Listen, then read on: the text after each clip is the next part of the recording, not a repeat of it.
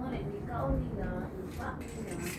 muna ito drainage bag. So, make sure to put the protector pad to avoid spillage sa iyang rain. And then, prepare for the urinary measure. I-place nimo siya under sa drainage bag. And then, open. Make sure, open. As if na, sir, open. Sige, you have to pull. Pull the plug. Ay, Unclamp. Unclamp. ano din siya? Hold the clamp. Balik clamp, sir, no? Clamp, and then make sure not to touch the ring of the measuring container. And then, after mahurot, make sure to check the your tube na walay urine before ka mag-open sa your drainage bag.